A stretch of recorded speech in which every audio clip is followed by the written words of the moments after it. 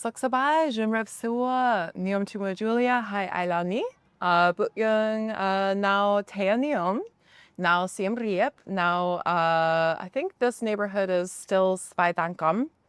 Hai Niom Salang Cambodia Menten, Bibru Brode Saatna. Have you ever felt like you made the wrong decision moving to Cambodia? I never felt like I made the wrong decision moving to Cambodia because I actually was angry when I had just moved to New York in 2016. That was when I actually started volunteering in Cambodia around that time. So in the beginning of 2017, I came back here for 3 months to volunteer.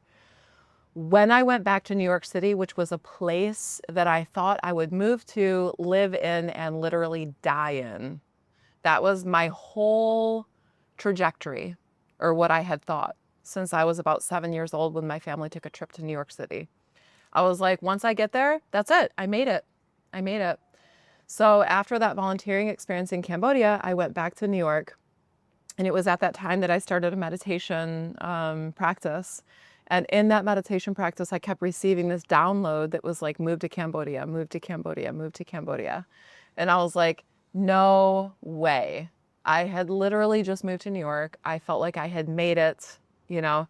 I was rubbing elbows with the right people. I was teaching classes at the Art Students League. I was going into Chelsea every Thursday, hanging out with cool people. And I'm still in connection with those people. I still love that community very much. And I made some great friends. I even started showing in Chelsea before I left New York, which is a dream of so many artists. So I was actually a little bit upset at that download that was like, move to Cambodia. So when I honored that intuition, I knew that that was absolutely the right thing to do. I think that when we're in disagreement with our deepest intuition and that inner voice, that's when the rumination starts occurring. And that's when you start overthinking and you start worrying because you're not in alignment with your highest self. And that inner voice was like, move to Cambodia, start a YouTube channel, start a TikTok, get going, you know? And it was like, I knew that I would be of more service here than where I was, you know? So no, I never regretted the decision to move here because I just didn't have that inner voice that was questioning it. You know, there was none of that rumination. It was just like, you made the right decision, you know, like Guru Sanyom Ani. So my family is here, my spiritual family of Colors of Cambodia and the spiritual family of all the artists and the friends that I've created.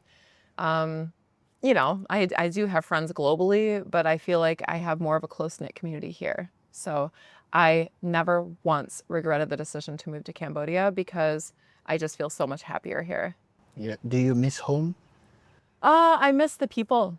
Yeah. I recently went home to visit my parents in the house that I grew up in. My dad actually built our house. I grew up on a farm. So it's a really cool house out in the woods, and there's like 5 barns behind the house, you know. I was totally a farm girl growing up, you know, bare feet, running through the woods. So those outdoor and those internal spiritual elements were always within me, and I still carry that with me. So with that being said, I still feel that sense of home inside, but I do miss my family. You know, I miss my mom and dad. My mom just turned 77. My dad's like 79 right now. That's insane. So yeah, I miss my family, but What is the feeling like anytime you go back to the US to meet your family, your parents? What is the feeling like every time you left Cambodia to the well, US? when I first go back to the United States from Cambodia, I feel strong. And this has happened several times. I feel like I'm in a good place. I feel like I'm grounded. I feel whole. I feel spiritually grounded. And then I get to the United States almost instantly. You know, last time I went, I started scrolling through TikTok and I saw even TikTok is different. All of a sudden there's ads. There's ads for, you know, tripods. They got me good. I bought a tripod. You know what I mean? So like the mindset shift is nearly immediate. As soon as you get into the airport, even your social media looks different, the things that you're fed. And I don't know if that happens to other people when they go back, but I miss Cambodia after, I would say, a week or two. I would say you know, the time that I spend in the United States becomes less and less. Like, for example, the first time I went 2 months, this last time I went for a month and a half. Next time I'm probably just going to go for a month because I notice that my mental health starts to decline, and it's really real. And I suffered a lot during my last trip there, just internally. And so I felt like it was good because those darker moments can also become a spiritual teacher, right? And I'm not saying Cambodia is perfect. It's not. I'm just saying that there's more of an emphasis on looking within here, even in the simplest sense, because this is a Buddhist country. So Buddhism is actually not a religion. It's not really even like a spirituality. It's actually more like cognitive behavioral therapy, and it's definitely a philosophy. So it's rooted in science, and it's considered a philosophy. And Buddhism is always like, hey, you know, Buddha himself was like, don't just trust me, test it to your own life. Look, and if you see that it's not true or it doesn't resonate or connect with you, that's totally okay. Buddha was literally like, don't just blindly follow. So it's a lot about looking within and fostering that sense of wellness from within. And I don't really see that in the United States right now. So to answer your question, I just feel like when I go home, I kind of slip into a little bit of a malaise, I guess you could call it. Not really like a full blown depression, but it takes a while. I would say the recalibration takes a while, Yeah. right?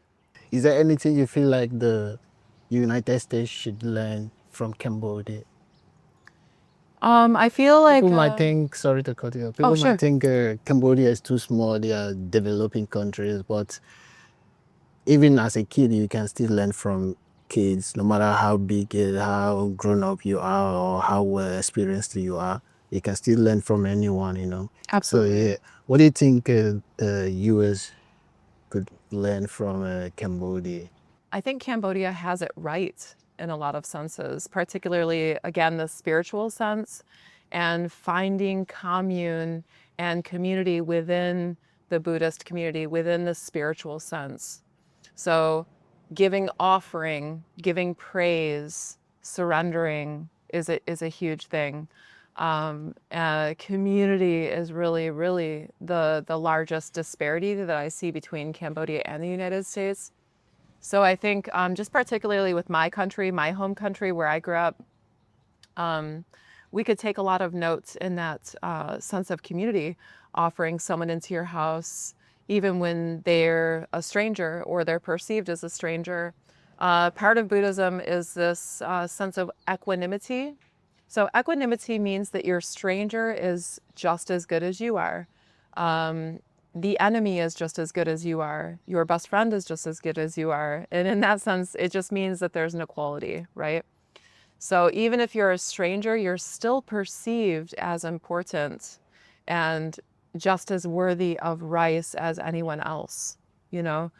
So I think that the United States could benefit a lot from that because we're living in a very independent mindset. What's mine is mine, what's yours is yours. And I think that that ultimately can be very damaging because it's selfish. It's a lot of people living from the self-cherishing mind, you know, rather than the compassionate mind. So I think the world, oh my God, please take note. I just think that the world would be so much of a better place if we could all just take time to look within and develop more compassion, period. You know, and that's one of the biggest things I've gained from Cambodia Yeah. is that sense of compassion. Is there any specific character or anything you've picked, you've learned from Cambodia that you always apply whenever you visit home, whenever you go back to the US? Like a personality thing. Yeah, things that you've learned or that you adapted from Cambodia. Sure. And kind of what I came back to earlier, it's a little bit difficult to keep this mindset because as you know, living in Cambodia for a while, there's this like sabai mentality, Yeah. right? Which can be frustrating to other people, Yeah, right? yeah. Sabai. And so some people are like, geez, why are you always focused on happiness? There's still like bad things in the world. Sabai. And so that can be frustrating to a Westerner because it's like, dude, I'm not just happy all the time. You know, there's things that need to be worked on. There's things that need to be done. With that sabai mindset, there's also the lackadaisical sense of time Time does not work the same in Cambodia. If you say you're going to be at a meeting in the United States, you're going to be at the meeting at least 5 minutes early. If you say you're going to be a meeting at 9 here, you're going to be there at about 9:30, you know? So there's like, you know, the sabai mindset. It'll get done. It'll happen. You know, we won't get into that, but there's deep-rooted reasons in Cambodia culturally why that is. But yeah, so I like to bring the sabai mindset to the United States, and that it's like, why are you all so hung up? You know, why are you rushing? Why are you honking the horn just to get to the local bodega? You know, like there's really no rush. And I feel like in the United States, because it's so consumerist, it's almost like belly of the beast. Everyone's like, like, I gotta get to the Walgreens. For what? Oh, to buy my shampoo. You know, like what? So I just try to keep that sabai mindset when I go. Like, How do you deal with the drinking culture here in Cambodia? Because I think in most of the Southeast Asia, they drink a lot more than the West. I don't know, but maybe I'm just exaggerating. But how do you deal with the drinking culture here in Cambodia? so the way that I protect myself, because I gave up drinking 3 years ago, I'm going on about 3.5 years of sobriety from drinking. I continue to use my voice in service of the deeper connection to self. So a lot of people misconstrue drinking as a way to connect with other people. I have not read this book, but there's a book by Johan Patti called Lost Connections. And in this book, I do understand that they're talking about how when people drink, they're looking to connect. But actually, this spirit causes a disconnection through the low vibration of the substance. So I think that people are using it as a way to connect, as a way to celebrate. It's very ingrained in the culture here, and it's seen as kind of like a healthy thing to do because it's so much part of the community. But also there's a huge toxic community with the expats as well who come here, and they lose themselves. You know, they just kind of lose themselves in the addiction, in the addictive mindset. And the accessibility here is wild. You can get like a whole, what is that, like a pint or more. It looks like more because a pint seems smaller, but like you can get a whole big ass jar of beer for like 50 cents if you find the right place. Or you could find 2 for 1 or whatever. You could probably just find drinks for free, whatever you do, somehow, some way, you know.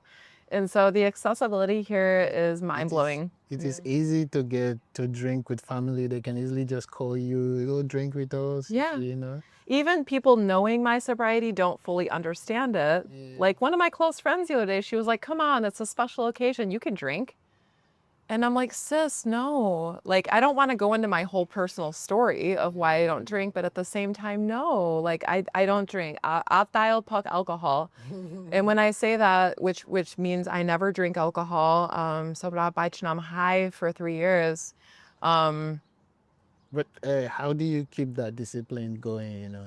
Yeah. So Well, I still cheers with my water. You know, I find a way to integrate with community, not preach, but also, hey, yo, I'm relatively cool. Like, you don't have to drink, you know, in order to do that.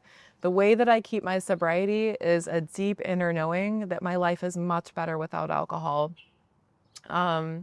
I read a lot of literature. I read the literature of Annie Grace, who wrote this Naked Mind.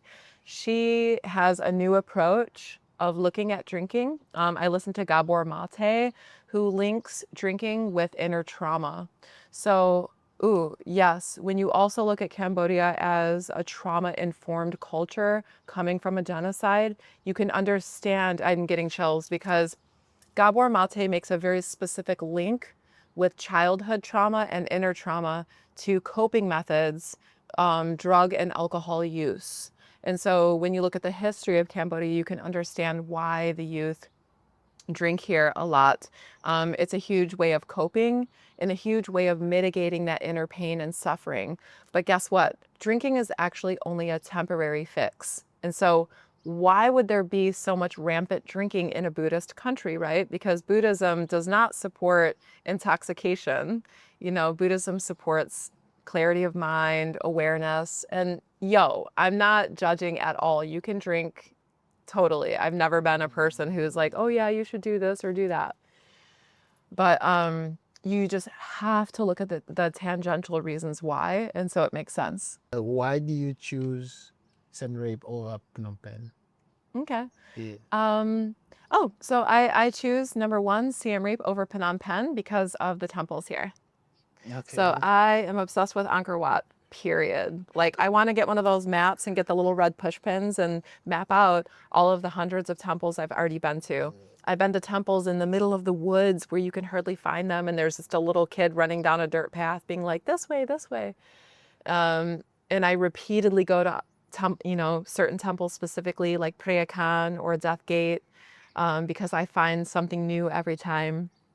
So I choose Siem Reap over Phnom Penh, mostly because of the temples here, but also just because I prefer the slower pace of life right now. I lived in Chicago and I lived in New York, so I was really in those fast-paced cultures before. And I'm finding the slow, idyllic culture of Siem Reap just makes me feel more at peace.